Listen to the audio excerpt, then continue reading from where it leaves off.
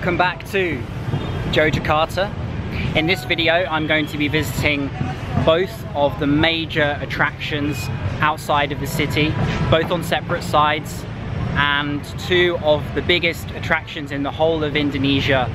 Both of them temples, both of them different religions, different types of history, but two different day trips combined into one video because I don't think each individual video would be long enough. Today I'm starting with Prambanan, the famous set of Hindu temples. So first of all I need to take a bus from Yogyakarta, which is going to take an hour.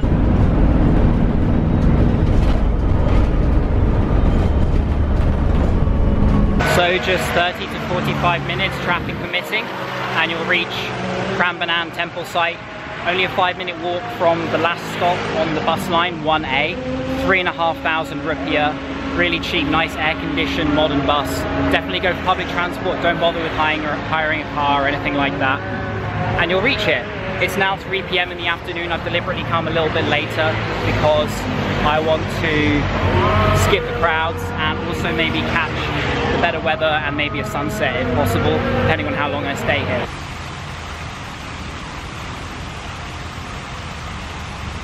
Now inside the grounds, 210,000 rupiah for me with my student ticket. I'd say that's not a bad deal considering it's nearly double that price for a normal ticket. It is expensive to enter here, and the temple I'm going to visit tomorrow, Borobudur, is also expensive, but they are must visits. And if you have a student card, if you can fake an Indonesian accent and get the cheaper price, whatever you can do, bring that price down. Prambanan is a UNESCO World Heritage Site and the largest Hindu compound in the whole of Southeast Asia. Walking up towards the temples now, and I'm already in awe just from this distance.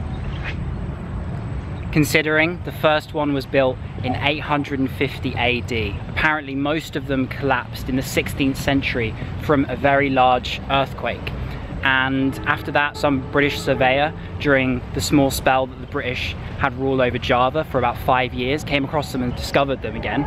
Then it was restored, and then the Dutch took control again, and then loads of people looted them and they went into a deterioration phase.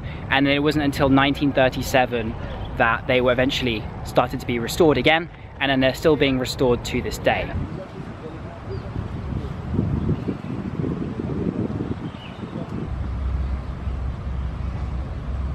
Beautiful smell of flowers as I'm walking along here, and some cool music playing. Okay, enough waffle. Let's cut into an epic montage of this.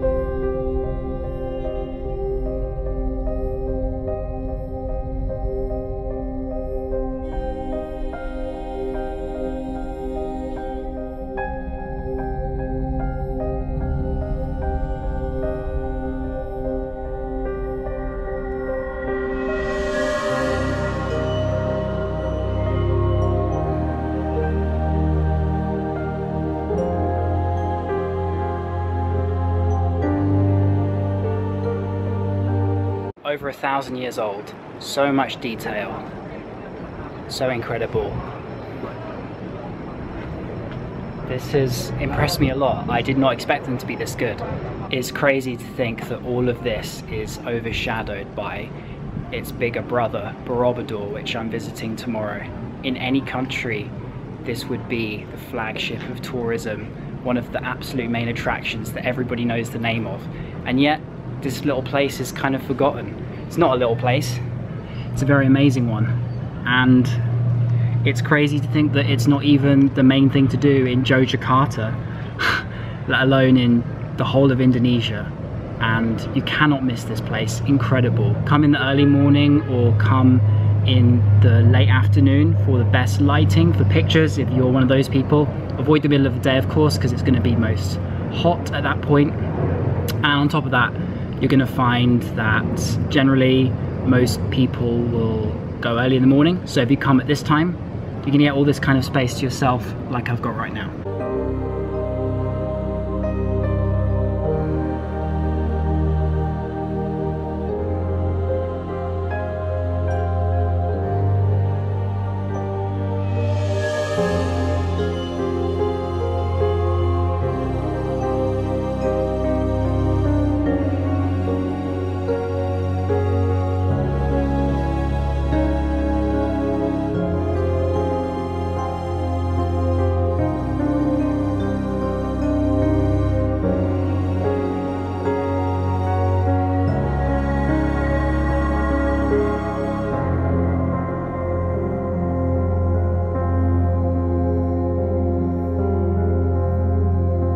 What's up? It's now the next day and I'm currently on this bus waiting for a trip to Borobudur. It's from Terminal Jombor in the north of Yogyakarta, and the reason why it's so empty is one, it's Ramadan still, and two, I'm doing this mid to late afternoon, and so I've picked the time where the least amount of people are going to be there. But I found out just recently that the last bus back from Borobudur to Yogyakarta is at 4 o'clock. So actually I might have to rush a little bit when I get there. Hopefully not. Let's see how long it takes to arrive. I've heard it's about an hour and a half. Anyway, Borobudur is the largest Buddhist temple in the world. One of the most famous, if not the most famous site in the whole of Indonesia. Somewhere that's supposed to be absolutely incredible. I can't wait. Now here in Borobudur town, just 20,000 for the bus, public transport, if you want to go that way. And it didn't really take that long because the traffic wasn't too bad.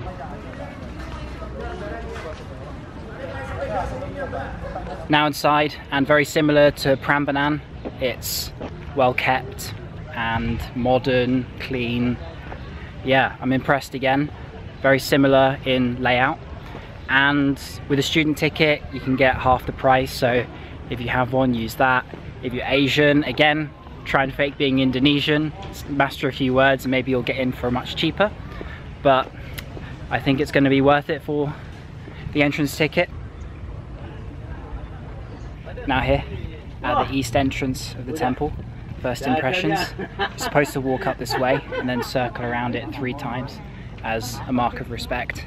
I'm wearing a shawl because I was wearing shorts and you have to cover your knees. Well, I didn't actually realise that was a thing here, but I learn something new every day. So I'm now up and close by the temple. I'm just skipping the initial entry part, as there's a few too many people down there taking pictures. But yeah, really good choice to come at this time of day. Really not that many people and much cooler than it was earlier, I'm sure. So this place was discovered in the 1800s, after it was built around the same period as Prambanan, within that 100 years between 750 and 850 AD. But it was discovered in the 1800s, at the same point when Prambanan was sort of rediscovered during the short British rule. The guy who founded Singapore, Mr. Raffles, he sent a Dutch engineer to come and investigate after he heard rumours and legends of this incredible place in the dense forest just outside of Yogyakarta. And by 1885 it was completely sort of discovered and cleared, and they found out what incredible sculptures and work was done at this place, and 60,000 cubic tons of stone. Okay, enough chit chat. Let's skip into another montage and let me do this place some justice.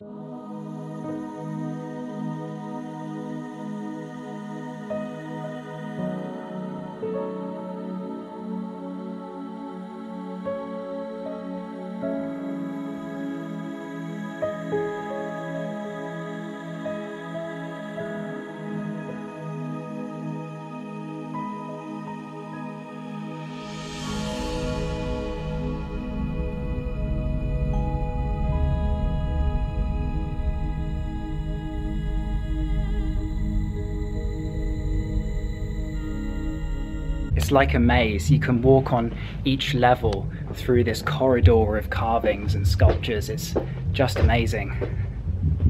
And so quiet too. I really feel like I've come here at the right time. Once you reach the upper levels, you'll see all the stupas, and the huge one right at the top Best view of the landscape, of course, now, and it's just green and hilly as far as the eye can see.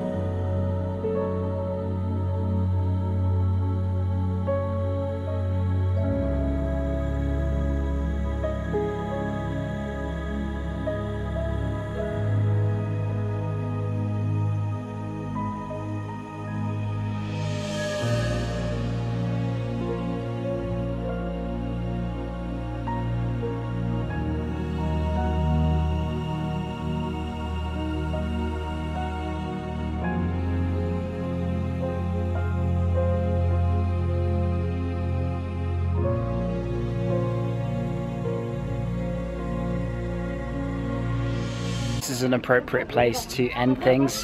This video, I've had so much fun visiting two of the most famous temples in Indonesia, and what a great view to finish it on. Thank you very much for watching. See you on the next one. Peace.